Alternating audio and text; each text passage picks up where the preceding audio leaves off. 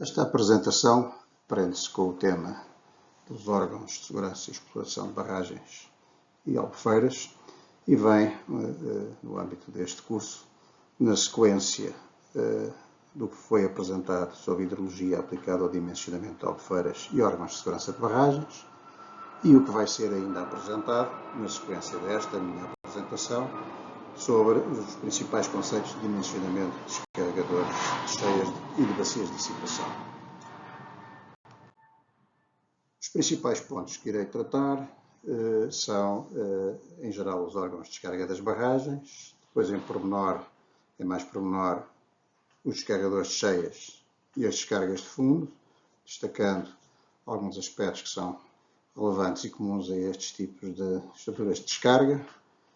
Depois irei falar sobre uma componente importante, que são os órgãos, os equipamentos de regulação e de obturação, com portas e válvulas, presentes nas descargas de fundo e em muitos descarregadores de cheias. E depois, por fim, falarei, em termos de exploração das albufeiras, um pouco sobre tomadas de água e apresentarei algumas considerações finais. Em termos gerais, eu diria que as barragens são estruturas que se revestem de uma complexidade muito particular e não são, de forma alguma, obras que tenham características iguais, mesmo quando as obras têm um aspecto semelhante. Cada uma tem suas especificidades decorrentes de aspectos da hidrologia do local, da dimensão das bacias hidrográficas que são dominadas, da geologia, dos condicionamentos de ocupação dos vales, a montante e a jusante, e, portanto, são obras que têm uma especificidade muito grande e que têm de ser tratadas com equipas bastante pluridisciplinares, por forma a se fazer opções fundamentadas que permitam vantagens económicas e segurança. Tem havido uma tendência muito grande de construção de barragens, apesar de todas as limitações que hoje em dia se lhes conhecem para a sua construção, nomeadamente do ponto de vista ambiental, mas são obras que, nomeadamente as barragens de menor dimensão, têm uma propagação grande em todo o globo, sendo que também predominam as barragens, como já terá sido provavelmente aqui dito, barragens de terra, face às barragens de betão. As de terra são muito mais numerosas e nas últimas décadas têm sido também adotadas, nomeadamente para barragens de média e grande dimensão, os aterros de enrocamento. Tenho aqui alguns exemplos nestas fotografias, uma barragem muito grande no Tajiquistão, com 300 metros de altura, e barragens mais pequenas, da ordem dos 20, 30 metros, aqui em Portugal. Em termos da segurança hidráulica operacional das barragens, destacaria dois tipos de órgãos que são essenciais para a segurança: o descarregador de cheias e as descargas de fundo. Garantem os primeiros a passagem de cheias sem que haja compromisso para a segurança da obra e das zonas envolventes, nomeadamente o galgamento, como aqui vemos nestas imagens, uma barragem nos Estados Unidos, que foi galgada durante umas cheias, que levou à sua ruptura, e também as descargas de fundo que permitem um controlo dos níveis nas albufeiras, por forma a poder assegurar determinado tipo de aspectos que já referirei mais adiante.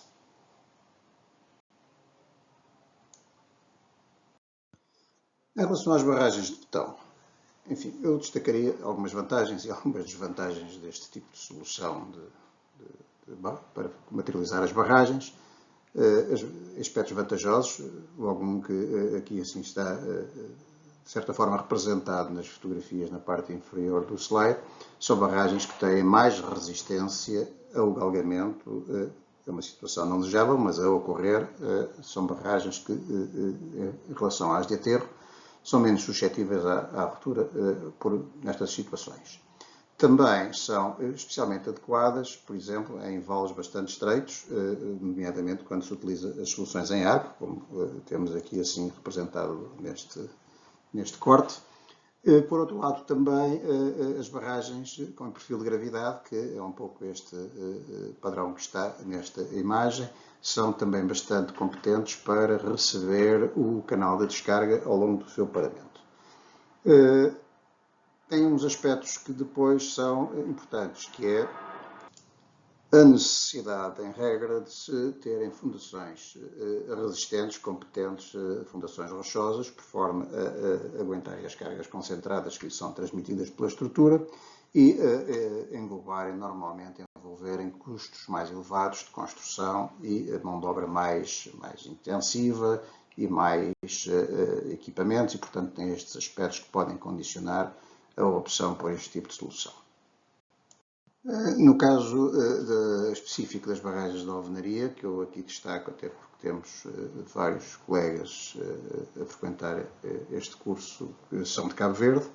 é uma solução que tem sido implementada em diversas barragens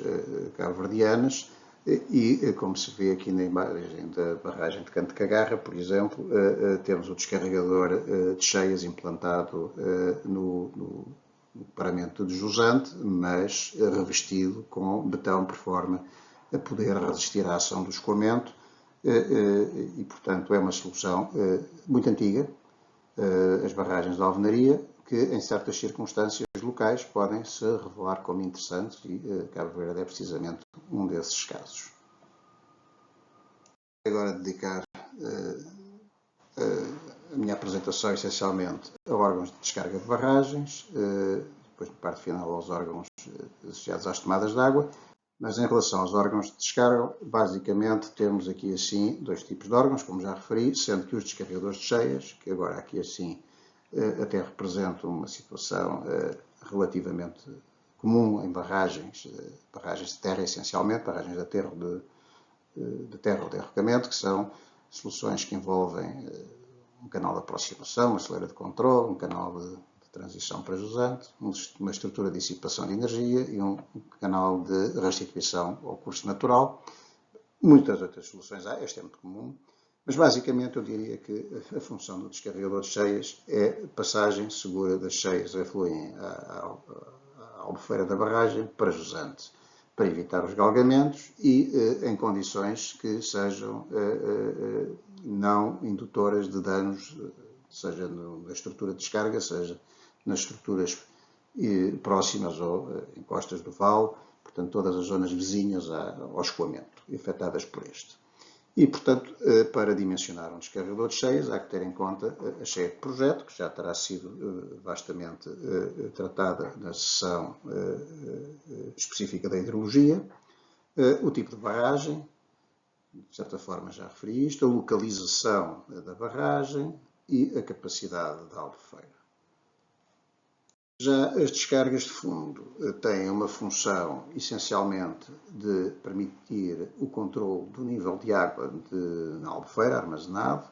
seja durante o primeiro enchimento, seja durante a exploração da obra, por razões de segurança, algum problema na estrutura é necessário baixar o nível de água na albufeira, é através da descarga de fundo que se assegura essa funcionalidade. O seu dimensionamento depende de uma série de fatores, da dimensão da barragem, do tipo de afluências, do tipo de consequências que há para descargas a jusante, necessidades de assegurar caudais a jusante e um aspecto muitas vezes referido, mas que tem de ser tratado com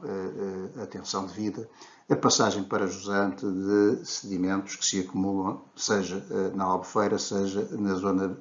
vizinha da entrada da descarga de fundo. Que assim destacaria no slide esta imagem de uma barragem no Irão, em que se vê que tem descarregadores de superfície e descarregadores de meio fundo, e claramente a água que vem dos descarregadores de superfície não traz carga sedimentar, pelo menos aparente na fotografia, ao passo que as de meio fundo vêm com uma forte carga de sedimentos. Tratam-se de descargas de meio fundo que permitem, por terem grande capacidade, um arrastamento de material depositado na albufeira até uma distância da barragem para montante razoável, Se a barragem tiver uma descarga de fundo do género da que está representada nesta imagem superior, a barragem de Ranhados, tipicamente não se consegue mobilizar sedimentos depositados na Albufeira, a não ser na vizinhança próxima da entrada da descarga de fundo. A dissipação de energia do escoamento, quando se passam os volumes de cheia de Montante para Jusante, da barragem,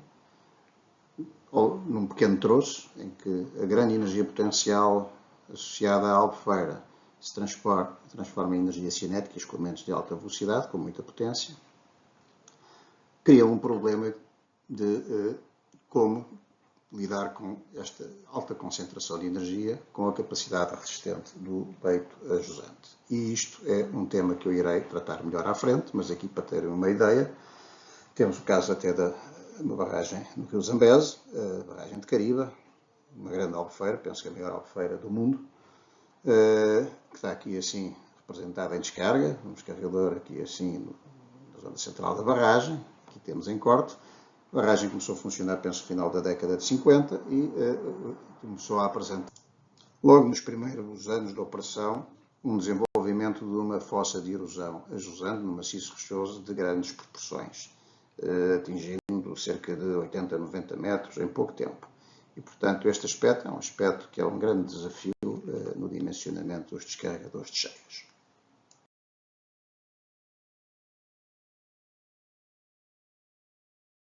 A concepção,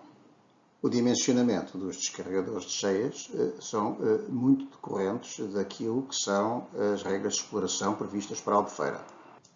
Estas regras são tipicamente, por lá definidas pelo dono da obra, aquilo que ele pretende, com a criação daquela albufeira e o uso que pretende dar aos recursos hídricos assim acumulados, quais são os níveis máximos admissíveis, quais são os caudais a descarregar, existência de eventuais caudais ecológicos e, no fim do dia, assegurar que há uma exploração segura da barragem em função de todo o tipo de cenários de operação que possam ocorrer. Vou-me agora então dedicar ao tema dos descarregadores de cheia, que são talvez aqueles a que vou dedicar aqui mais tempo nesta apresentação, pela sua importância e complexidades envolvidas. Eu diria que os descarregadores de cheia temos sempre uma tendência a tentar sistematizar engenharia e tipificar as obras. São difíceis de classificar, há muitas formas de os classificar, como veem, só aqui nesta imagem apresento uma diversidade enorme de descarregadores em operação e que, portanto, têm todos a mesma função, pelo menos é essencial, permitir a passagem de cheias para jusante. Todos eles têm soluções muito diversas. E, portanto, penso que é importante tentar arranjar uma forma de os classificar, e isso tem sido prática corrente, há muitas maneiras, mas eu irei discorrer um pouco sobre esta matéria, sendo que na concepção dos descarregadores de cheias eu chamava a atenção para o facto de o ponto básico do seu dimensionamento decorrer da cheia de projeto, pode ser a cheia máxima provável em algumas jurisdições, pode ser uma cheia associada a um determinado período de retorno, função das imposições dos regulamentos, e tem de se considerar uma série de fatores, muitos obviamente ligados ao custo, à topografia, à altura da barragem, às condições da geologia, às características da hidrologia do local, e um aspecto que é muito importante no caso, em particular, das barragens de aterro, que não podem ter o descarregador sobre o seu paramento. Então, nestes casos, é importante assegurar que o local onde se vai implantar o descarregador tem uma fundação competente, devidamente saneada, devidamente tratada, se houver juntas, se houver zonas deterioradas que tenham de ser removidas e repreenchidas, e começar a preparar também alguns aspectos que depois vão ter ligação à estrutura de betão que se coloca em cima, nomeadamente eventuais ancoragens, drenagens e corta-águas. Outros aspectos que também são importantes ter em conta na concepção dos descarregadores de cheias são por exemplo, a necessidade de garantir que os vãos entre pilares de uma ponte sobre o descarregador, por exemplo, como se vê aqui nesta imagem do lado direito da barragem de São Clemente, barragem antiga nos Estados Unidos, são vãos suficientemente grandes para que não sejam suscetíveis de ser obstruídos por material flutuante que venha arrastado durante a cheia, como se vê aqui na fotografia, com uma série de troncos que se acumularam e obturaram os vãos, levando aqui ao galgamento da barragem. Também é necessário ter em consideração outros aspectos, como, por exemplo, uma barragem que, durante o seu primeiro enchimento, tínhamos de garantir patamares impostos pela segurança estrutural, que só serão ultrapassados depois de se verificar a segurança da obra, através da sua resposta à carga hidráulica que vai sendo submetida no enchimento. Pode ser necessário ter uns órgãos de descarga de fundo ou de meio fundo, que depois serão incorporados nos descarregadores de cheias, por serem de grande capacidade, por forma a lidarem com essas afluências durante o primeiro enchimento. Ou, por exemplo, também outro aspecto que é importante, se tivermos barragens equipadas com comportas, garantir o acesso ao equipamento sempre que seja necessário.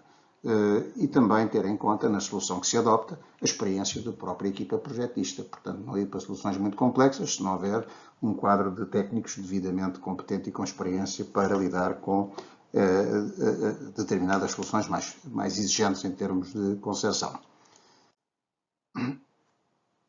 Um aspecto que é importante ter é depois, como já referi, um balanço, um equilíbrio entre os parâmetros que condicionam o dimensionamento do descarregador de cheias, seja, por exemplo, a carga de funcionamento, custo de inclusão ou não de comportas, incorporar compostas para diminuir, por exemplo, necessidades de operações a montante, porque com comportas a capacidade de amortecimento, a necessidade de amortecimento é menor e, portanto, inundará menos coisas a montante para a mesma cheia, ou limitações impostas a jusante que não nos permitem determinado tipo de caudais e, portanto, necessidade de garantir encaixe da cheia dentro da albufeira. Ora, pelo exposto nos slides anteriores, fica patente, fica evidente que não há facilidade em adotar soluções padrão para as obras de descarga das barragens, apesar de as haver. Há uma série de critérios para dimensionamento, seja de soleiras descarregadoras, seja de bacias de dissipação de energia. Simplesmente, quando se aplica estes critérios a barragens determinadas, pode-se chegar a soluções que são economicamente inadequadas e, portanto, o que se faz é procurar afinar soluções que não são soluções standard, que são muito casuísticas, adotadas ao caso de estudo, e para isto recorre-se não só à experiência com obras análogas, ao sentido de engenharia, aos conhecimentos da equipa, mas também a uma validação das soluções, seja em modelo hidráulico reduzido, uma solução historicamente com muita aplicação, ainda hoje em dia se faz, e também, em tempos mais recentes, também com o recurso à modelação numérica tridimensional. Vê-se aqui um caso de um estudo desenvolvido no LNEC, adotando as duas abordagens de forma complementar, a barragem do descarregador de cheia da barragem de Fieres na Albânia, neste caso, em que se conseguiu com sucesso tirar partido destes dois tipos de modulação para validar soluções a implementar em obra. Feitas estas considerações prévias sobre aspectos da concepção dos descarregadores de cheias, passaria agora a falar sobre a caracterização dos descarregadores de cheia, com uma tentativa de tipificar, de classificar características várias dos descarregadores, e uma primeira forma de classificação seria por função do descarregador. Qual é a função? É um descarregador de serviço, ou seja, opera com frequência e, portanto, não se pretende que a passagem dos caudais de cheia induza quaisquer tipo de danos na estrutura e zonas vizinhas. Depois temos um outro tipo de descarregadores, os descarregadores auxiliares, que operam em situações raras, em emergências, por exemplo, por deficiência de comportas que não do descarregador principal, do descarregador de serviço, é necessário que parte do caudal passe sem galgar a barragem e, portanto, para isso o descarregador auxiliar é importante. Pode-se admitir alguns danos após a passagem da cheia, é um descarregador que funciona esporadicamente. E ainda temos um outro tipo de descarregador, descarregadores de emergência, que esse aí sim é mesmo usado em situações extremas. Tipicamente é um descarregador que fica destruído após a passagem da cheia. Pode-se vermos aqui nesta imagem do slide inferior, aqui assim um aterro que é chamado um dique fusível, um fuse plug. Este dique fusível, uma vez galgado, vai começar a erudir e, portanto, rapidamente se cria aqui uma soleira bastante abaixo do coroamento por onde se escoam os caudais em excesso que o descarregador de serviço, ou o descarregador de serviço e o descarregador auxiliar não conseguem comportar e, portanto, temos estes tipos de classificações comuns em função da função do descarregador em causa. Uma situação bastante comum nos dias de hoje para a utilização de descarregadores auxiliares decorre da revisão das condições consideradas para o dimensionamento da barragem, a quando da sua construção e, entretanto, fruto de alterações das condições hidrológicas, das condições de ocupação da bacia, de dados novos sobre a hidrologia que tragam mais informação, exigências regulamentares mais exigentes, podem levar a que a cheia de projeto revista seja muito superior à cheia considerada no dimensionamento de uma obra e, portanto, necessidade de aumentar a capacidade de vazão com a construção de um descarregador auxiliar. E temos aqui o caso, a barragem de Salamonte, é um caso em que temos aqui assim o descarregador original e temos aqui assim um descarregador com uma entrada na margem do lado direito, um túnel e a saída aqui a jusante, que permite acomodar a cheia revista, a cheia de projeto da barragem. Outras formas de classificação dos descarregadores de cheias podem, por exemplo, prender-se com o controle do escoamento. O tipo de soleira que temos para controlar o escoamento é uma soleira livre ou, por exemplo, uma soleira equipada de comportas, ou então o tipo de escoamento que se produz a jusante da soleira, que pode ser uma lâmina livre ou pode ser, por exemplo, um escoamento que vem apoiado ao longo do paramento da barragem. Agora, detalhando um pouco as diferentes formas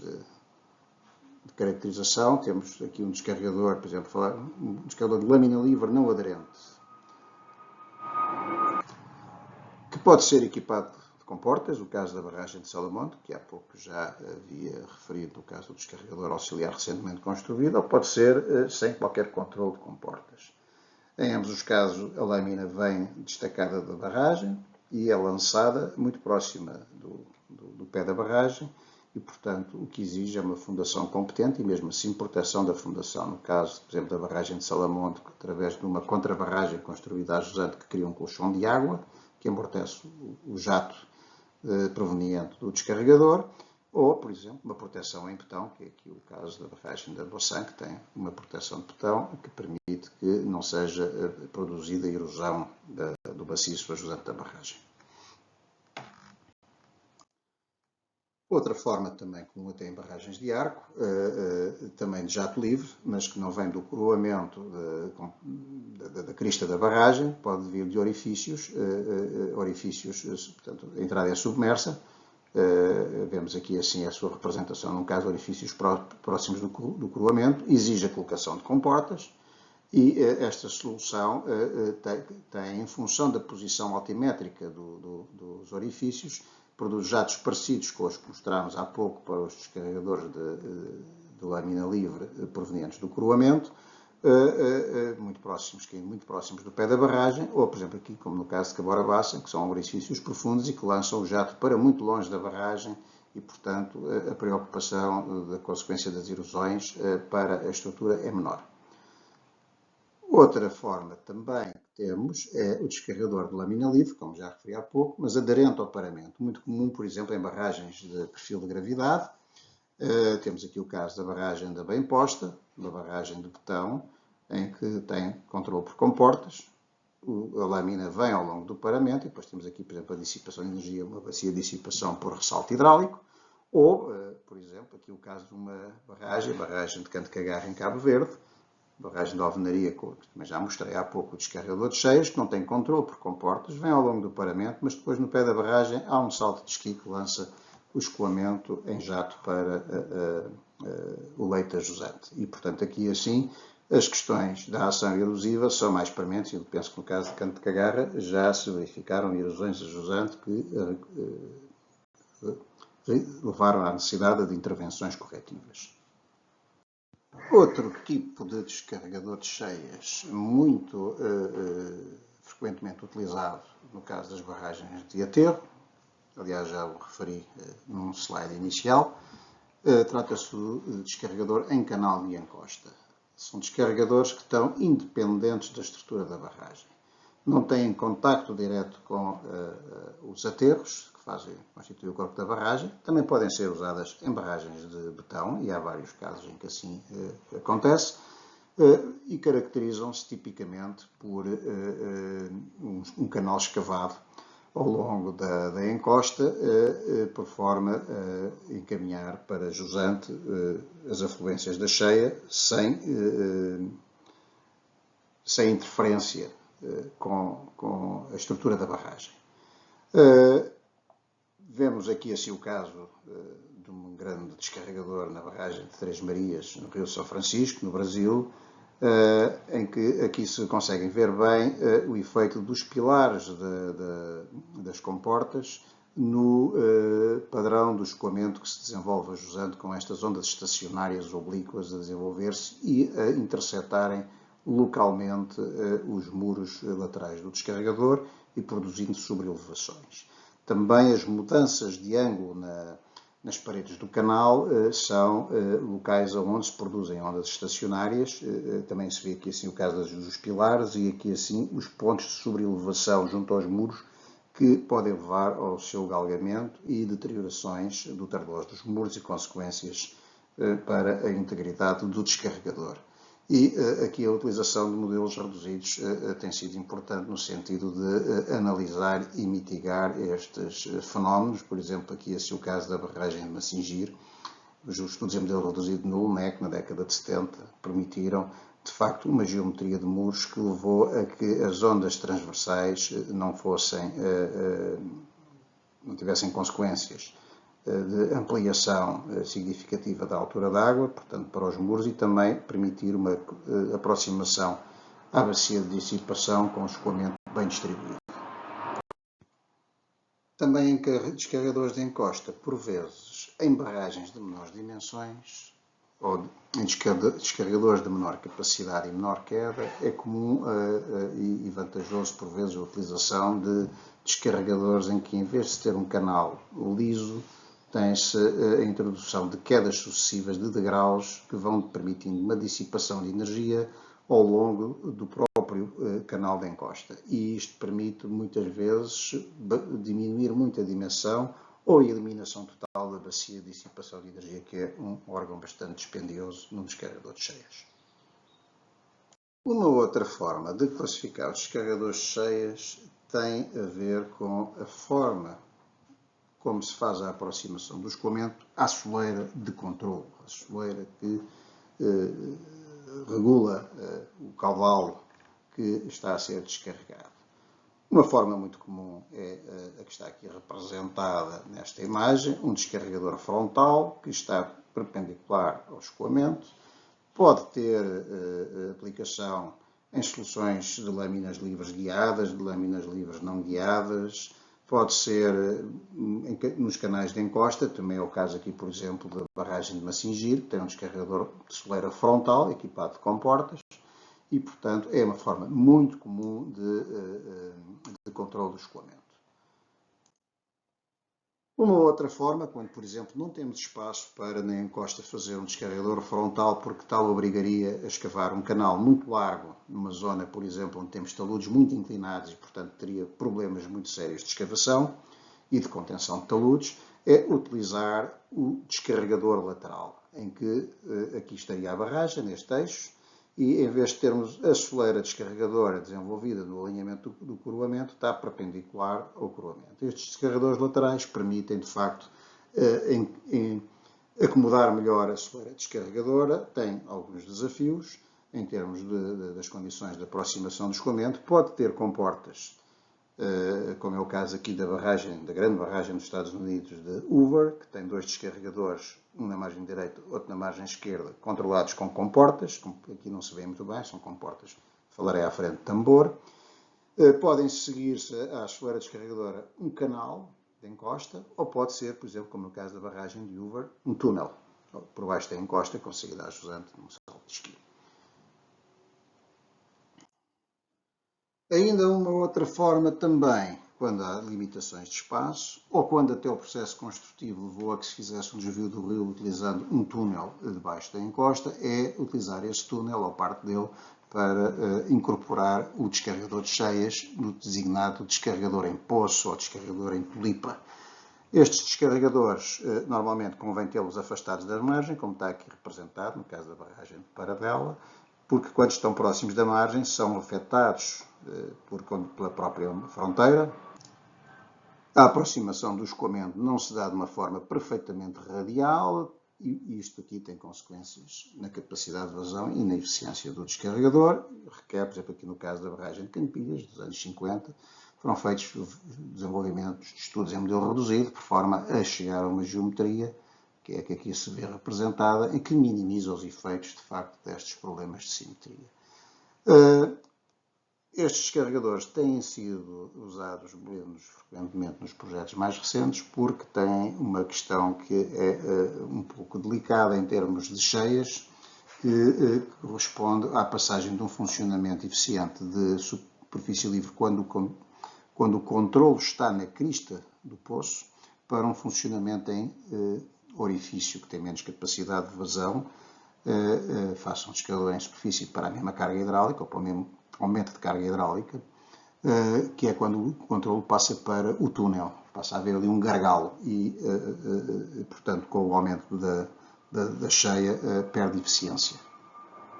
Como se vê aqui representado neste esquema, o descarregador em poço tem um troço vertical e depois intercepta um túnel, ou desenvolve-se em túnel ao longo da encosta. O escoamento desejavelmente se faz em superfície livre, poderá entrar em pressão e esta transição tem de ser bem estudada, por forma a ocorrer em condições aceitáveis, e deve ser assegurado um arejamento a montante, que vemos aqui muito tipicamente este pilar tem associado aqui uma conduta para garantir um adequado arejamento do túnel.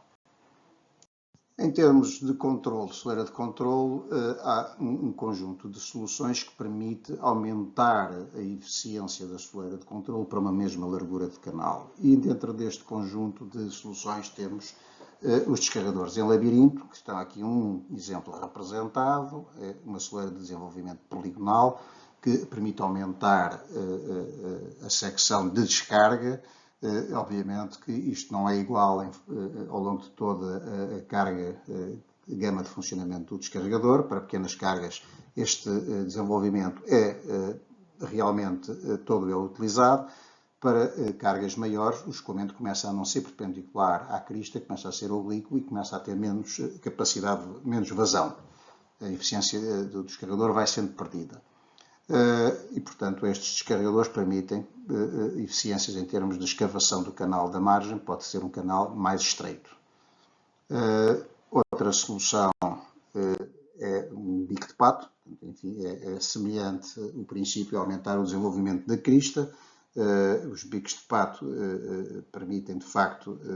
menos espaço para acomodar a soleira de controle. Depois, obviamente, o dimensionamento do canal de descarga tem que ter em conta as condições de aproximação à secção inicial do canal e isto muitas vezes leva a necessidade de estudos em modelo reduzido. Por fim, eu iria falar também, em termos da soleira de controle, de uma solução que é pouco usada, mas que tem alguma aplicação em condições específicas, nomeadamente quando não se pretende que haja instalação de comportas, mas se pretende que o reservatório funcione sem grandes variações do nível a montante quando a passagem das cheias, que é o chamado descarregador em sifão. Eu não irei perder aqui assim grande tempo neste tipo de descarregador. Temos aqui assim um grande descarregador, aqui assim vários sifões aqui metidos numa barragem em Hong Kong. Mas estes descarregadores de facto envolvem alguma incerteza no processo de ferragem e desferragem do sifão, funcionam de forma diferente em caudais, em aumentos de nível na albufeira e baixamentos de níveis da albufeira, há uma estresse e são sensíveis a problemas de vórtices com a entrada de ar, que podem levar a que o sifão deixe de estar ferrado, e também obturações com material flutuante que pode ser arrastado para a entrada do sifão. Iria agora só aqui destacar alguns aspectos específicos das barragens de aterro e da localização dos descarregadores de cheias nestes tipos de barragens. Tipicamente, estas barragens, como eu já referi, devem ter o descarregador independente do aterro, normalmente em canal na margem, mas também há soluções, como por exemplo aqui o caso da barragem dos Pequenos Libomes, em Moçambique, em que o aterro se desenvolve das margens para o centro, mas na zona do Talveg fez-se uma barragem de betão, onde se concentraram todos os órgãos hidráulicos. Portanto, é uma barragem chamada barragem mista, em que se tirou partido das vantagens das estruturas de betão para integrar os órgãos de descarga e das barragens de aterro para barragens com grande desenvolvimento de coroamento, condições de fundação menos competentes e economia da solução também para o corpo da barragem. Em relação à dissipação de energia, que como já referi é um aspecto crítico das obras de descarga de cheia, é essencial garantir que a dissipação de energia se faz em condições de segurança. Por vezes até se aceita que possa haver, para grandes cheias, alguma deterioração de zonas vizinhas ou parte do descarregador das cheias, desde que não comprometa a segurança da obra. A dissipação de energia num descarregador de cheias envolve potências de escoamento, são muito elevadas face a todas as potências que eventualmente tenham ocorrido durante a passagem de escoamentos nas zonas afetadas. E para se dar uma ideia, por exemplo, tenho aqui o caso de uma grande barragem no Paquistão, representado nesta fotografia, barragem de Tarbela, uma barragem que tem uma potência instalada muito considerável, de 3 gigawatts. Ora, o descarregador de cheias em funcionamento para o caudal de projeto está associada a uma bacia, a dissipação de energia, a uma potência de 40 gigawatts-hora, cerca de 15 vezes a potência instalada da CETRAL. E, portanto, isto dá uma ideia, de facto, da magnitude do problema que se tem que considerar quando está a ser analisada a condição de dissipação de energia,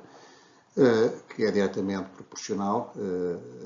ao caudal que se descarrega e à carga disponível. E, portanto, estes são os fatores que têm que se ter em consideração quando se está a dimensionar o órgão de dissipação de energia do descarregador de cheias. Já há pouco, no início, apresentei um descarregador de cheias típico de barragem de canal de encosta, que envolve basicamente várias zonas. Todas elas têm dissipação de energia. Na zona da aproximação do escoamento, na zona da transição para supercrítico, na zona de controle, ao longo do canal do descarregador ou na queda livre,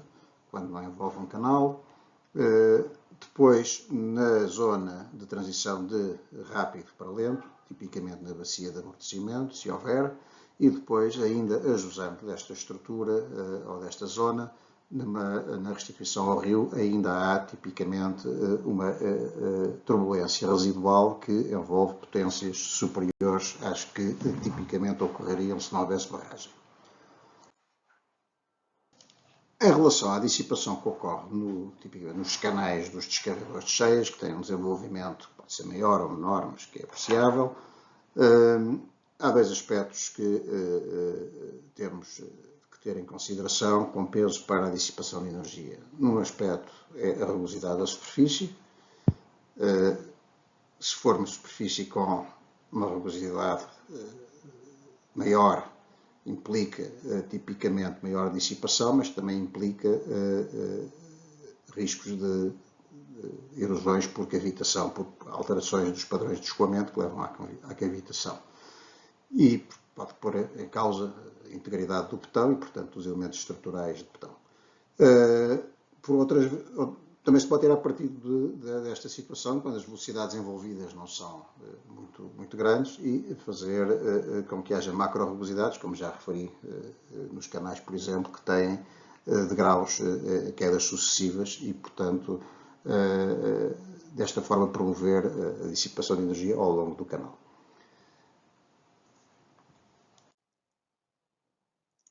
Quando não temos a transição feita numa zona revestida, num canal, tipicamente é o caso dos jatos, já vimos alguns jatos livres, aqui assim, na fase inicial da classificação dos descarregadores de cheias, mas há outras soluções que são os jatos produzidos em saltos de esqui, em trampolins, e, portanto, jatos a jusante, por exemplo, dos canais. Ou, então, ajusante de orifícios ou de soleiras no coroamento da barragem e, portanto, lâminas livres. Estas soluções têm vantagens de tipicamente não envolvem uma bacia de dissipação, ou envolvem bacias de impacto mais pequenas que as bacias de dissipação, por exemplo, por ressalto hidráulico. Mas para se aplicar uma solução destas,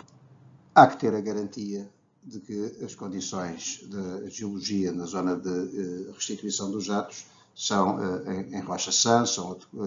suficientemente compatíveis para que não haja perigo para as encostas ou para a fundação das próprias estruturas de lançamento dos jatos ou da barragem, porque muitas vezes estão associadas também depois a correntes secundárias que se geram na zona de restituição. Interessa também referir que no caso dos jatos, apesar de se terem trajetórias, como se mostrou no slide anterior, em que há parece um spray, um grande emulsionamento de ar, um grande fracionamento do jato, isto é muito no contorno do jato, é preciso uma trajetória muito longa para se conseguir uma desintegração total do jato. É benéfica, consegue-se aumentar a dissipação de energia da trajetória aérea desta forma, mas nunca se consegue dissipar mais do que na ordem dos 10, 12% da energia total do jato. Sendo que o grosso da energia é na bacia de impacto, na bacia de erosão ajusante. Quando não se consegue ter estas condições, um bom maciço rochoso, capacidades de lançamento do jato, então o que se faz é a utilização numa solução muito convencional de dissipação de energia, que é o ressalto hidráulico esse que promove uma grande turbulência na passagem do regime lento para o regime rápido, turbulência associada à dissipação de energia e, portanto, é uma zona que tem que ser, onde se dá o ressalto hidráulico, esta transferência de regime, protegida com um betão adequado, lajes de betão suficientemente e paredes de betão suficientemente resistentes para resistirem à ação macroturbulenta do escoamento. Quando tal não é feito, acontecem coisas como, por exemplo, aqui assim, isto não é exatamente uma bacia de ressalto hidráulico, é um trampolim, mas que em condições determinadas condições hidráulicas funciona com ressalto hidráulico dentro da zona final do descarregador de cheias, na zona do trampolim, e o ressalto hidráulico, neste caso, produziu uma destruição total das lajes que têm, diria, qualquer coisa como 3 metros de espessura, 15 por 15 metros em planta, e ficou totalmente destruída por ação da turbulência, das subpressões, da deficiente condição das juntas, enfim, uma série de condições podem contribuir para isto, que eu me referirei um pouco mais à frente. Então, quando se deve optar por um ressalto hidráulico ou por uma fossa de erosão por jatos? Pode-se pôr esta questão. Não é uma questão de resposta imediata, mas eu diria um pouco como referência, pode-se dizer que para barragens pequenas a médias, até 30 metros de altura, 35 metros de altura, em que o material da fundação é pouco resistente e mais, não se consegue condições de lançamento do jato, até porque a queda é pequena, limitada, em toda a gama de funcionamento do descarregador de cheias, então nessa altura temos risco de erosões muito próximos da fundação do descarregador de cheias ou da barragem mesmo, e portanto nestas alturas deve-se optar por uma bacia de impacto ou uma bacia de salto hidráulico revestida a betão. Quando se opta por revestir a betão uma bacia de dissipação de energia, então temos custos mais elevados, obviamente, e temos depois problemas específicos que decorrem do facto do revestimento rígido, artificial, numa zona de alta intensidade de turbulência, de escoamentos com alta potência. E isto leva a problemas, por exemplo, como os que aqui vemos nestas imagens, em que na barragem do Fusto, no sul de Portugal, isto é uma barragem em arco, tem 2 descarregadores de cheia que são orifícios profundos. Os jatos estão dirigidos diretamente para a soleira da bacia, que aqui vemos, isto é visto do coroamento, os jatos incidem nesta zona aqui, gera-se aqui assim uma zona de imensa dissipação de energia, que depois o escoamento é restituído numa zona que estava protegida com enrocamento, por causa da energia residual. Condições de funcionamento inadequadas fizeram com que correntes de retorno junto ao fundo trouxessem para dentro da bacia de dissipação uma série de material do enrocamento de proteção dos usantes. Funcionamento continuado, bacia submersa. Quando se fez o primeiro ensecamento da bacia, verificou-se que o betão estava completamente erodido por abrasão, neste caso, deste material a funcionar como aqui dentro da bacia. Os varões de 20 milímetros aqui completamente torcidos e despenteados, arrancados do betão, e a junta de contração, onde estaria um water-stop completamente destruída, como se vê este senhor que está aqui com água pela canela. Portanto, há uma série de aspectos que acarretam necessidade de informação e cuidados no dimensionamento, verificações em modelo reduzido, por forma a garantir que não há deterioração da bacia a quando de descargas. Dissipada a energia na estrutura de dissipação de energia ou na fossa de erosão, a zona de maior concentração de dissipação de energia, de um descarregador de cheias, há depois a restituição do escoamento ao rio, que também requer cuidados especiais, designadamente quando, por exemplo, temos bacias por ressalto hidráulico, em que há o risco do ressalto ser expulsado da bacia, porque, por exemplo, não temos o nível ajusante de acordo com o previsto teoricamente no projeto, e a dissipação de energia faz-se fora da zona protegida, temos um ataque às margens, temos a própria fundação da bacia a ser comprometida e, portanto, dá consequências destrutivas severas. Quando se tem determinados cuidados, como por exemplo aqui assim na barragem do Beliche, em que se protegeu toda a zona de transição, já temos aqui assim a saída da descarga de fundo, aqui assim vemos o aterro bastante longe e toda esta zona da margem do fim do canal protegida com muros de betão para guiar o escoamento, todo este tipo de cuidados e outras soluções existem, são necessários para garantir a integridade da zona de restituição do escoamento ao rio. Passaria agora a fazer algumas considerações relativas às descargas de fundo. As descargas de fundo, como eu já referi, as descargas de fundo têm como função essencial permitir baixar e controlar o nível de água na albufeira. Requerem condutas que são integradas ou não no corpo da barragem e controladas por comportas ou válvulas. Nas barragens de betão podem estar incorporadas no próprio corpo das barragens, à semelhança dos descarregadores de cheias. Nas barragens de aterro têm de ser estruturas independentes ou separadas, pelo menos fisicamente, do aterro. Se tiverem, por exemplo, no maciço rochoso da fundação do aterro, podem estar por baixo do aterro, podem alternativamente ser túneis sobre a encosta, mas não devem estar apoiadas em contacto direto com o aterro. Em termos regulamentares, pelo menos no caso português e no caso moçambicano, no caso de Cabo Verde, creio que ainda não há um regulamento aprovado, é exigido a execução das descargas de fundo, a não ser quando devidamente justificado. Pode haver casos em que ou não seja execuível ou não seja necessário, mas em regra é esta a exigência. As descargas de fundo devem ter uma comporta que permita, uma válvula que permite regular os caudais, e devem também estar previstas elementos de segurança, comportas de segurança que permitam isolar a descarga de fundo. Por qualquer razão de emergência pode ser necessário obturar a descarga de fundo se houver, por exemplo, um encravamento da comporta de regulação em posição parcialmente aberta, sob pena de se esvaziar a albufeira. A capacidade das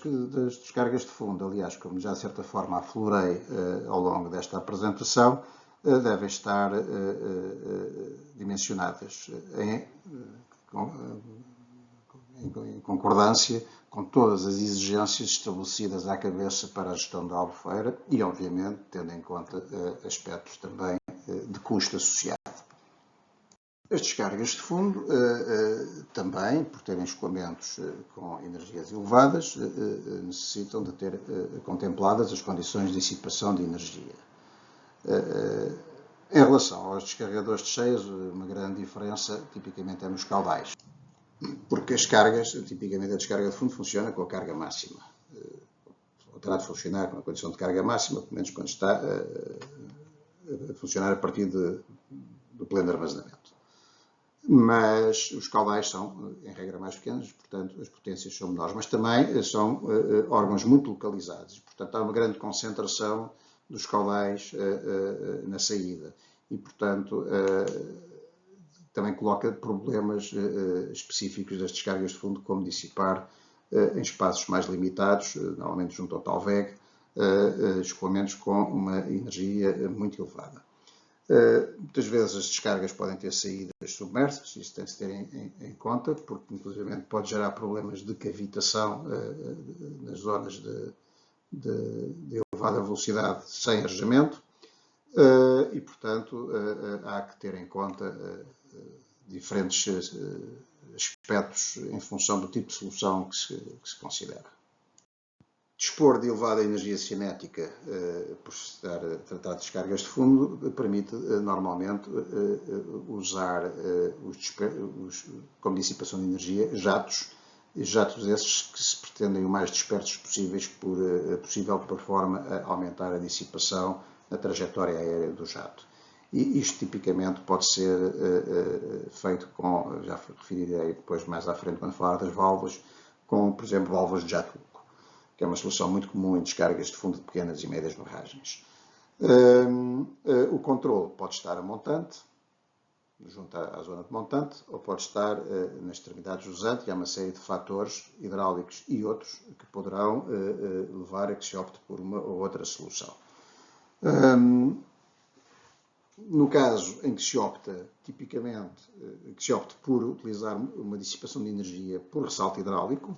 é comum fazer uma expansão do canal de descarga antes da entrada da bacia de dissipação por ressalto, por forma a ter um caudal específico menor e ter bacias por ressalto que funcionam de forma mais eficiente. Dando um pouco aqui assim a repetição do que já referi, a utilização de um jato-boca em descarga de fundo, aqui o caso da barragem da Bravura, em que de facto se vê que o jato tem umas características bastante fragmentadas,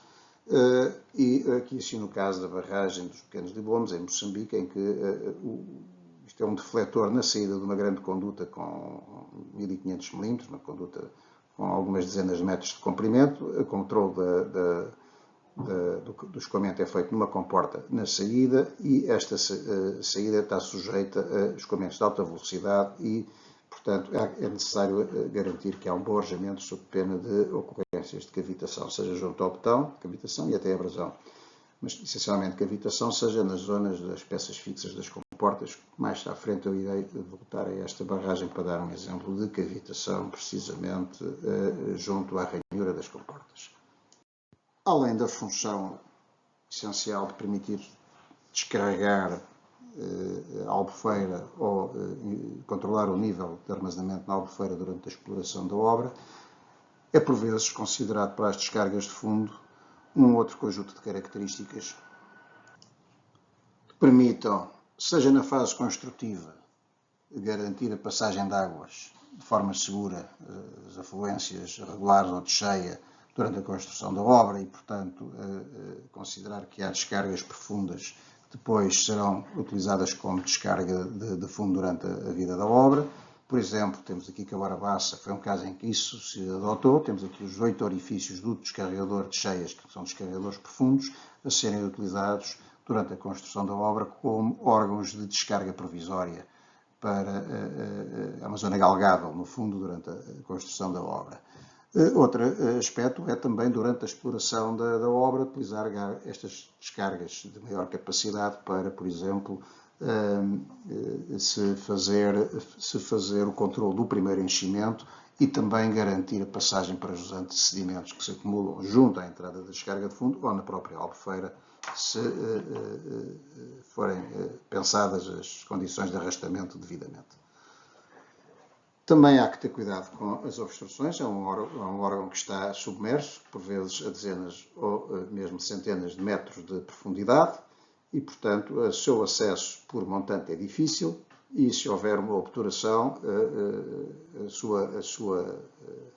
reposição em funcionamento pode gerar complicações. E, portanto, é conveniente dotar as descargas de fundo de grelhas de proteção para impedir precisamente este tipo de problemas potenciais. Por vezes são também utilizadas as descargas de fundo como órgãos de exploração para garantir a passagem dos caudais ecológicos. Em barragens de pequena altura, isto até pode ser uma solução razoável, porque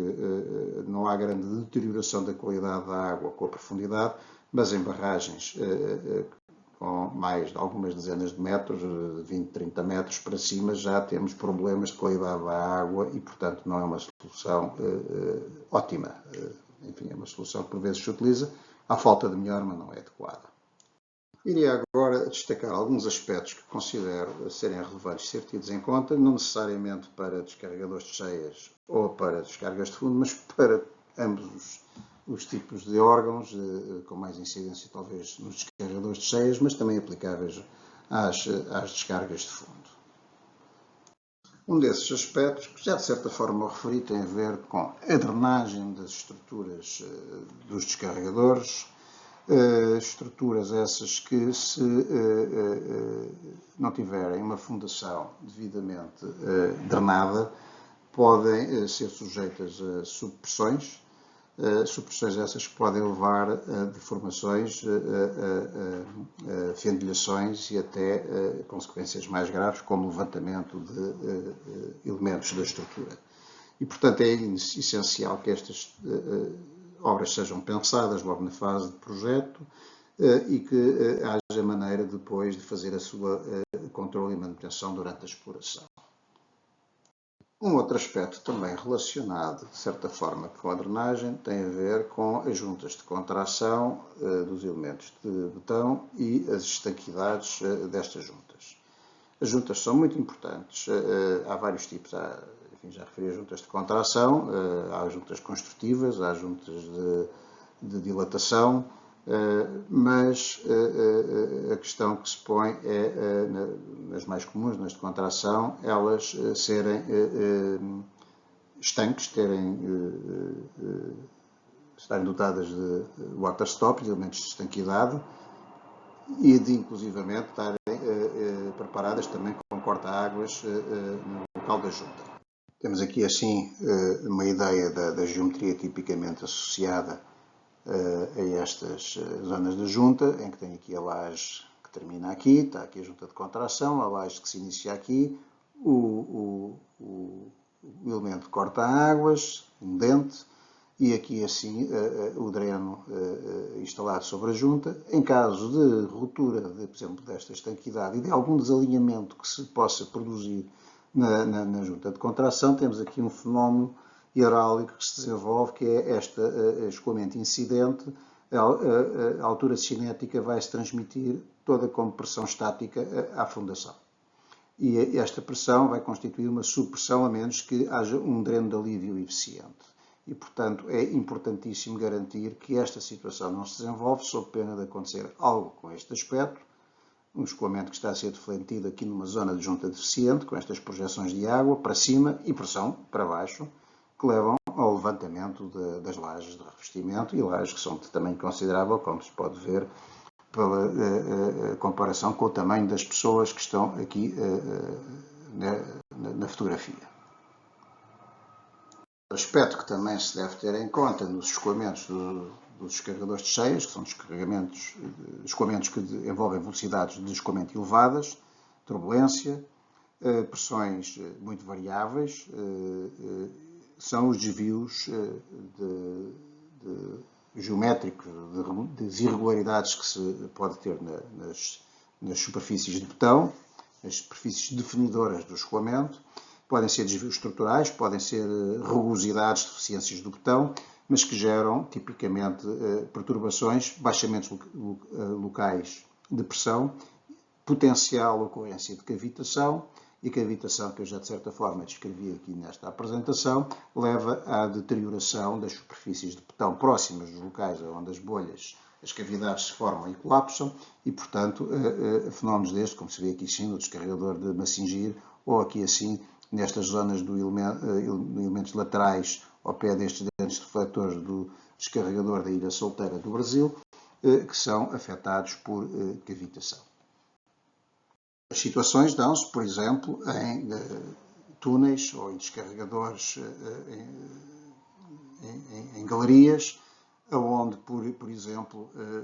deficiência de arejamento associada a alterações localizadas de geometria podem levar ao desenvolvimento de fenómenos pneumáticos e também erosão de cavitação. Como se vê, por exemplo, aqui assim, este teto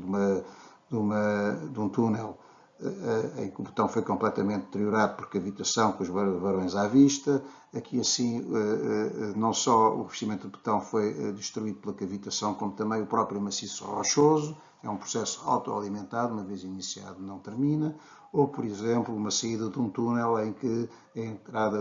em pressão se dá no interior do túnel e, portanto, isto pode dar fenómenos pneumáticos muito complicados, porque há arrastamento de ar por montante que não sai e, portanto, quando este ressalto hidráulico de alguma forma atinge a zona de jusante, dá-se um efeito pneumático que pode induzir vibrações e deteriorações nas superfícies de betão da estrutura.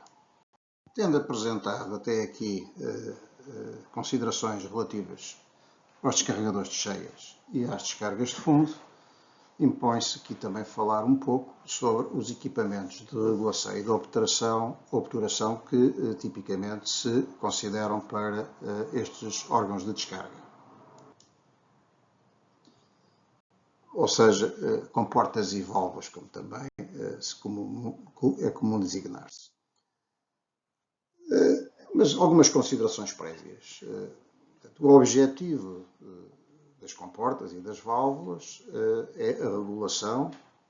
dos caudais e a obturação dos órgãos de segurança e exploração. Existe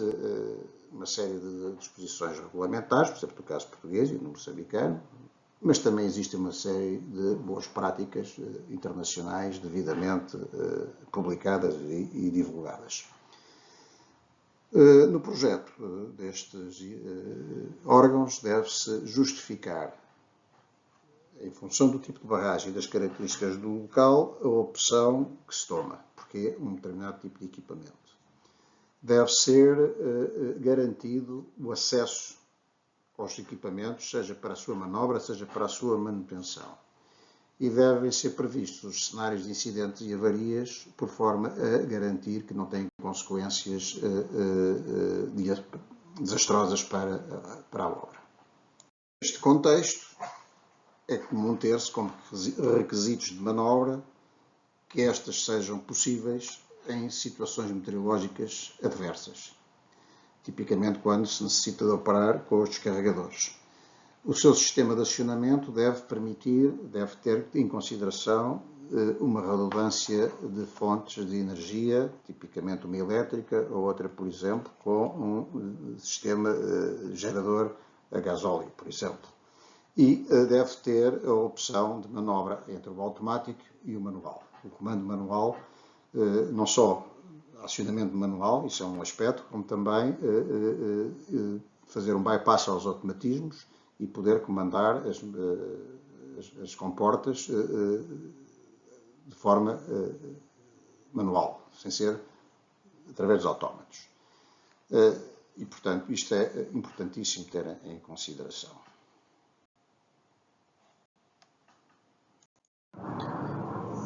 Gostaria de distinguir o que é uma comporta e uma válvula e em termos simples, a comporta totalmente aberta é como se não existisse para o escoamento,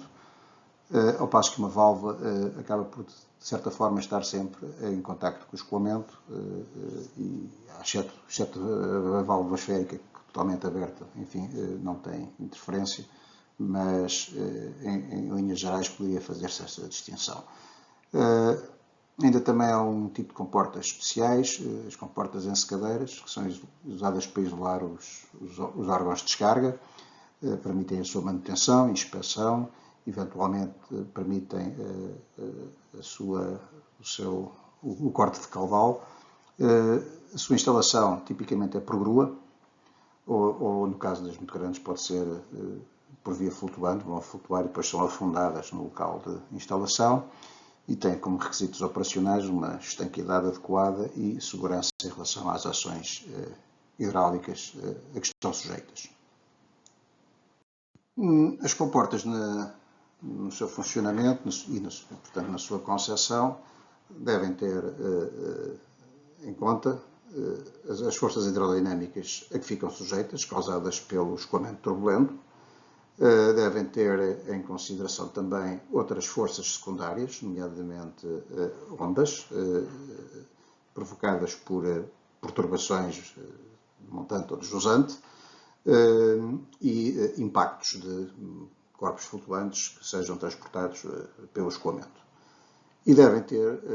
uma boa margem de tolerância em relação a determinado tipo de falhas que possam ocorrer e que devem ser previstas no dimensionamento das comportas. Um pouco à semelhança do que apresentei para os descarregadores de cheias, também em relação às comportas há uma tendência para as classificar em função de algumas das suas características. Por exemplo, a posição que elas têm na barragem, podem ser comportas de superfície,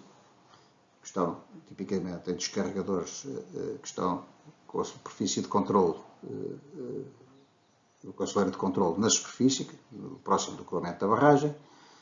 comportas e válvulas submersas de elevada carga, tipicamente nas descargas de fundo ou em descarregadores de meio fundo ou fundo. Também se podem classificar em relação à sua função, comportas de serviço, comportas de manutenção e, umas que ainda não referi, comportas de emergência. Se houver um encravamento de uma comporta de serviço, é necessário poder isolar o órgão atuando com uma comporta de emergência. Eu falei nas descargas de fundo até da exigência regulamentar de duas comportas nas descargas de fundo, uma de serviço e uma de emergência. Também em relação ao material, há uma grande variedade, podem ser de aço, podem ser de ligas de alumínio, podem ser de betão armado, madeira, borracha, as chamadas os açudes insufláveis, por exemplo, ou as comportas Obermeier, também irei falar um pouco aqui à frente, e também podem ser classificadas em relação à forma como transmitem a ação hidráulica, a pressão, à estrutura, se é aos pilares, se é aos encontros, se é na soleira da comporta, da soleira onde ela assenta, é um pouco distribuída em pilares e soleira, portanto, há diferentes formas de transmissão e as comportas distinguem-se também dessa maneira.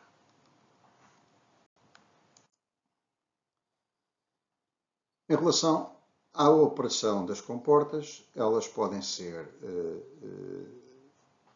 utilizadas como comportas de regulação, para regular caudais, e, portanto, podem funcionar em qualquer posição ou numa larga gama de posições, ou podem ser comportas não reguladoras, são comportas que ou estão totalmente abertas ou estão totalmente fechadas. Em relação também ao tipo de movimento, pode-se caracterizar as comportas. Podem ser comportas com movimentos de translação, tipicamente comportas planas, comportas rotativas,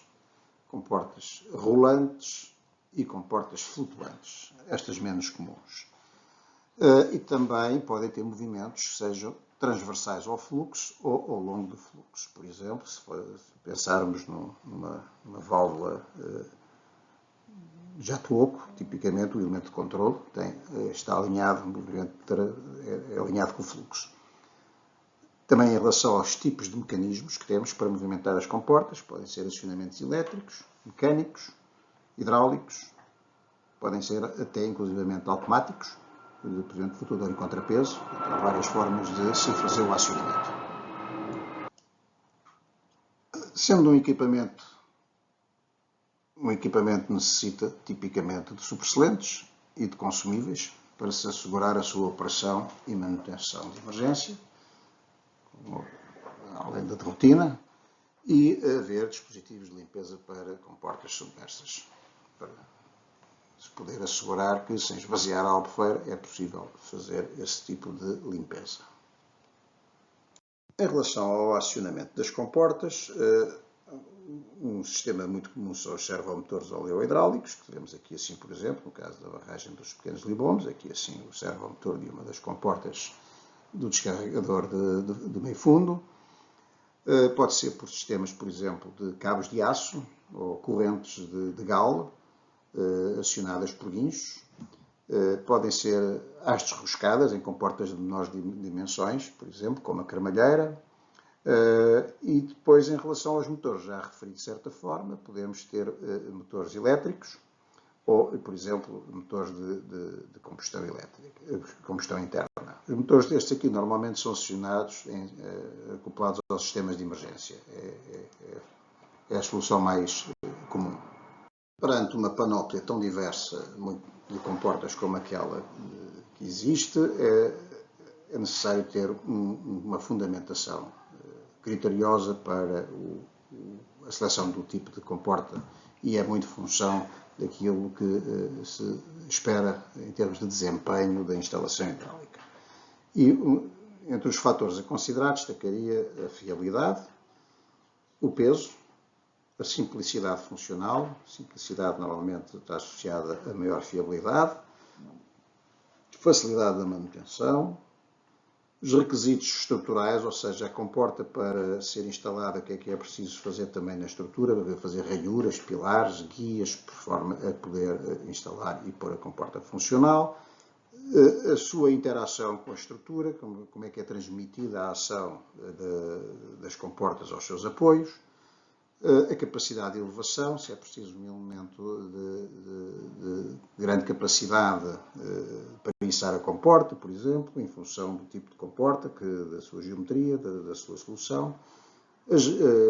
exigências em termos de estanqueidade e também os custos do ciclo de vida das comportas. Estas considerações, um pouco de caráter genérico e de tipificação, iria agora dar alguns exemplos dos tipos mais comuns de comportas de descarregadores de cheias.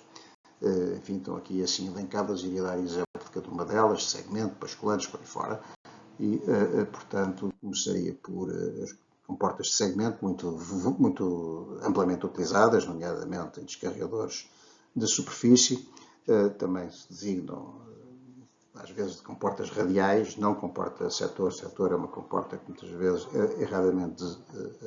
a designação que se dá a comportas segmento. Não vou aqui falar sobre a comporta setor, mas estas não são comporta setor. Depois temos, por exemplo, outro tipo de comportas, que são as comportas basculantes, são comportas apoiadas na soleira, como já referi, os setores são apoiadas nos pilares, as basculantes são apoiadas na soleira. Temos esta aqui, assim, por exemplo, acionada por servomotores. A comporta neste momento está numa posição de abertura parcial. Aqui assim, estes dois vãos estarão em abertura total. Depois temos também, por exemplo, uma solução em que o acionamento não é por servomotores, mas é por almofadas de ar comprimido. Este caso aqui assim, vista de jusante, aqui vista lateral. São chamadas comportas Obermeier, uma solução bastante curiosa.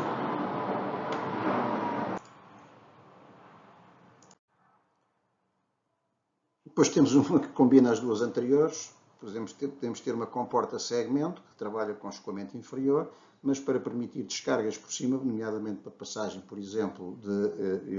de corpos flutuantes que venham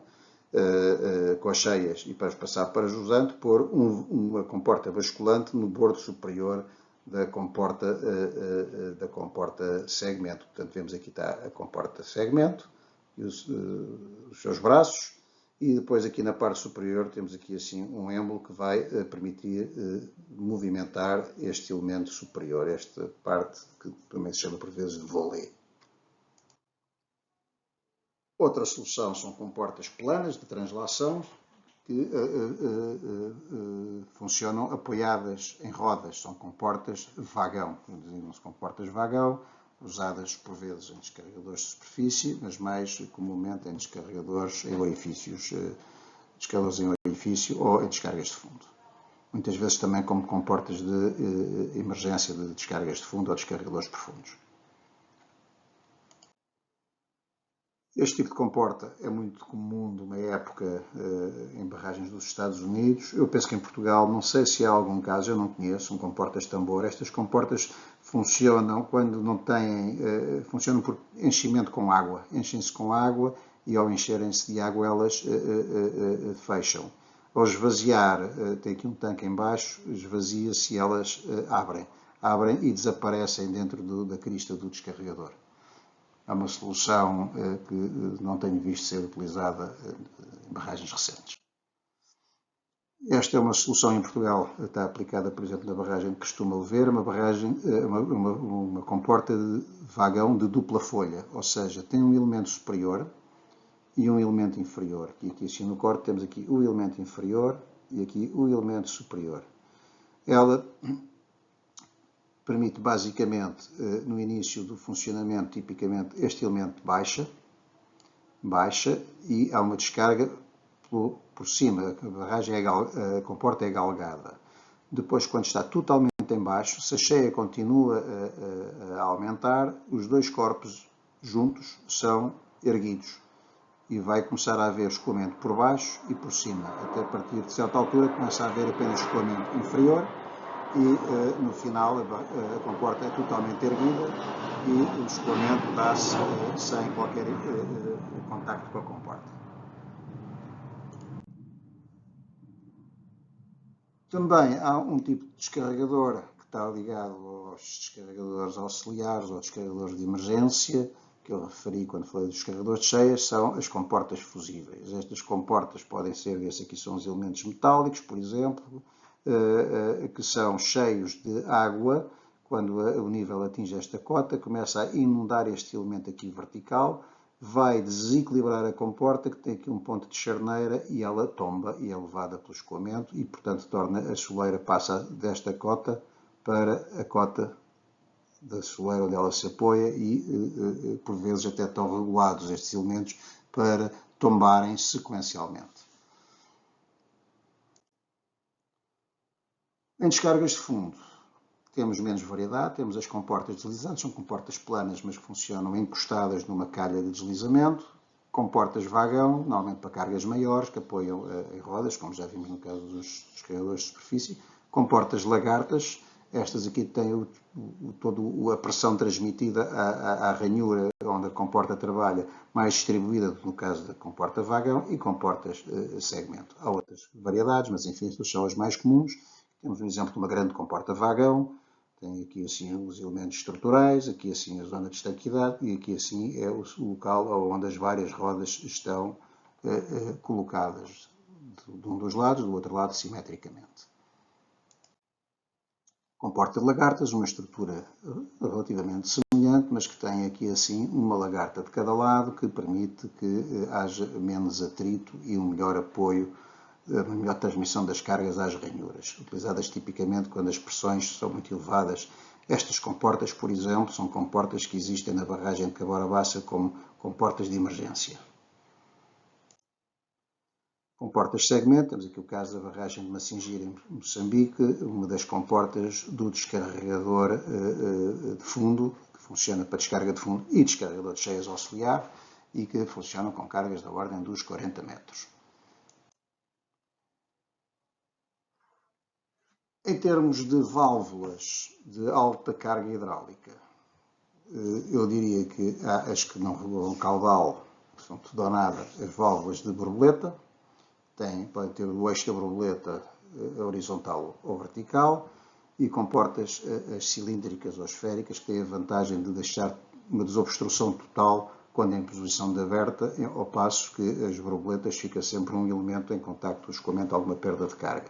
São mais caras que as válvulas de borboleta, portanto têm essa desvantagem. Em válvulas reguladoras de caudal, tipicamente podemos considerar as válvulas esféricas e as redutoras de pressão. E em termos das válvulas de descarga à saída de condutas, temos as válvulas de agulha, que são válvulas que podem ter problemas de cavitação e são caras,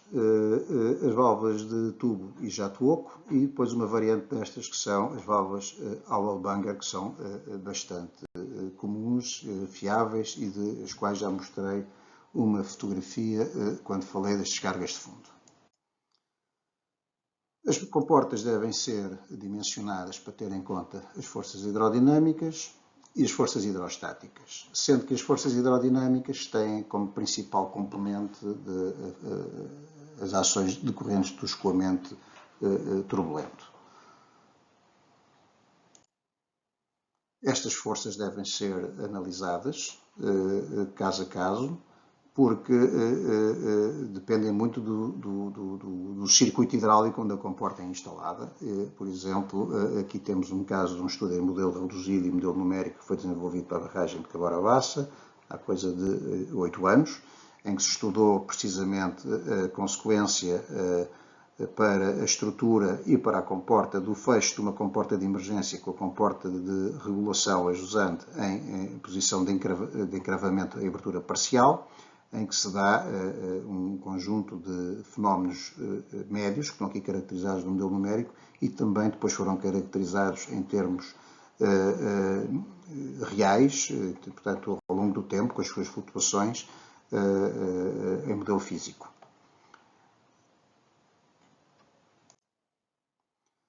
É necessário também, nas comportas que funcionam em alta carga hidráulica, fazer uma análise teórica e depois uma validação, em muitos casos, em modulação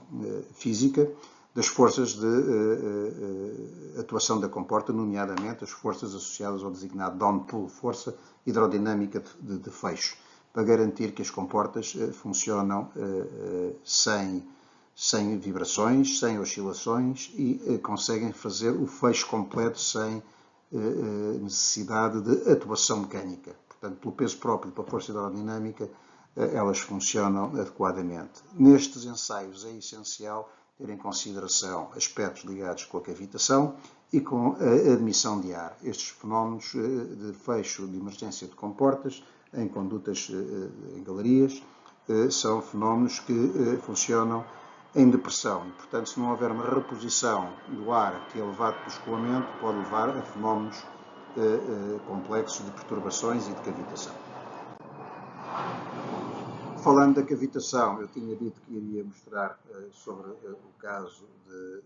das descargas de fundo junto das peças fixas das comportas, um caso de cavitação, de erosão de cavitação, e é o que sucede aqui assim. A comporta funciona nesta zona na barragem de Pequenos Libombos, aqui assim a conduta virá por aqui, embebida no betão, no muro ala da barragem de betão. Aqui temos o defletor à saída da descarga de fundo, e nesta zona onde atua a comporta temos aqui assim uma soldadura que está tipicamente a fazer uma descontinuidade na superfície em contacto com o escoamento, e portanto temos aqui assim uma zona de pressões negativas, erosão de cavitação no aço. Iria agora referir aspectos ligados à automação, ao controle e à fiabilidade dos equipamentos de regulação e de obturação. As comportas dos descarregadores de superfície tipicamente movem-se de acordo com uma lei de exploração, uma lei de operação, que pode ser automatizado e é desejável que o seja. E, portanto, em função do nível do reservatório, a comporta vai assumir uma determinada posição pré-definida na lei de exploração. A tendência tem sido, de facto, substituir os sistemas manuais, eletromecânicos antigos, por sistemas eletrónicos de circuito fechado e que permitem uma série de controlos locais à distância e com redundâncias várias por forma a se evitar funcionamentos inadequados. No entanto, como eu já tinha referido num slide anterior, deve ser sempre prevista a possibilidade de anular o funcionamento automático e poder movimentar a comporta por imposição do operador. As automações das válvulas submersas devem incluir telemetria e a comunicação para sistemas automáticos. Ora, quando temos equipamentos, é como termos um automóvel ou uma máquina qualquer que necessita de manutenção para se garantir a sua fiabilidade. E o mesmo acontece com portas e válvulas. É fundamental garantir a manutenção de acordo com o prescrito pelo fornecedor,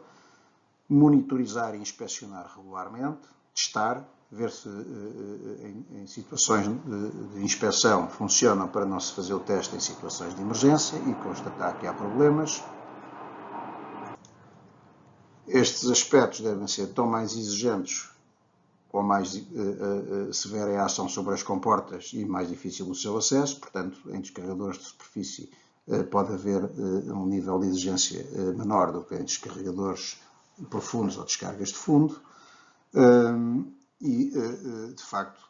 o que se pretende é que não haja manutenções deficientes que levem a consequências graves e a história mostra-nos, a experiência mostra-nos que muitas vezes é de falta de manutenção adequada e de informação dos operadores que decorrem muitos dos acidentes com descarregadores de cheias, por vezes com consequências catastróficas. E agora, então, passar a referir brevemente algumas considerações sobre tomadas de água. As tomadas de água têm como objetivo a captação da água e o abastecimento de água para irrigação, abastecimento público, produção de energia, gerar caudais ambientais ou utilizações de outro tipo de água jusante. Um dos aspectos importantes na concepção das tomadas de água tem a ver com o grau de submergência da tomada de água na albufeira. Isto no sentido da intenção de se fazer a captação próximo da superfície, ainda assim assegurar que há uma submergência suficiente para que não ocorram vórtices na entrada para a tomada de água, designadamente vórtices com chaminé, os quais podem, além das perturbações de funcionamento, arrastar material flutuante para o interior da tomada de água, aspecto que é de todo a evitar. Em termos operacionais, deve ser garantido um bom acesso às válvulas na zona da captação de água, portanto, nada do género do que aqui vemos. Devem ser asseguradas que não há fugas ao longo do circuito da captação de água. Por exemplo, aqui temos uma conduta de uma descarga de uma tomada de água que tem já uma série de zonas com corrosão total, com fugas de água, e isto é numa zona à vista. Em zonas que estão no interior, por exemplo, junto a um aterro, isto pode ser muito severo, pode levar a deteriorações do aterro, problemas de erosão interna, e, portanto, comprometer a própria segurança da barragem, além da componente funcional só das perdas da tomada de água. E, por exemplo, aqui assim temos também um exemplo de uma válvula que tem um acesso difícil a jusante, portanto, para o controle da captação de água. Isto será com certeza uma pequena barragem de aproveitamento agrícola, diria eu. Um dos aspectos também que se deve ter em conta nas tomadas de água, prende-se com a sedimentação nas albufeiras. Deve-se ter em conta, ao dimensionar, ao projetar a tomada de água, quais é que são os níveis de sedimentação expectáveis para o horizonte da vida da obra, por forma a que não se tenha as captações afetadas por acumulação de sedimentos junto à cota da captação. Obviamente, a sedimentação nas albufeiras não é uniforme. Tipicamente, os sedimentos mais grossos apresentam-se mais a montante e os mais finos mais próximos da barragem e, portanto, é uma área onde, por vezes, é difícil fazer as previsões, mas, à falta de melhor, por vezes, considera-se, por exemplo, em pequenas albufeiras, que os sedimentos se depositam numa superfície horizontal uniformemente em toda a albufeira.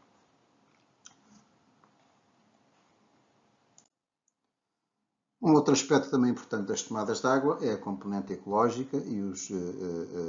devem ser assegurados os caudais ecológicos exigidos para os locais de implantação das barragens, a jusante, deve-se assegurar aquilo que está estipulado para preservar os ecossistemas, devem ser definidos séries temporais com base em análises hidrológicas,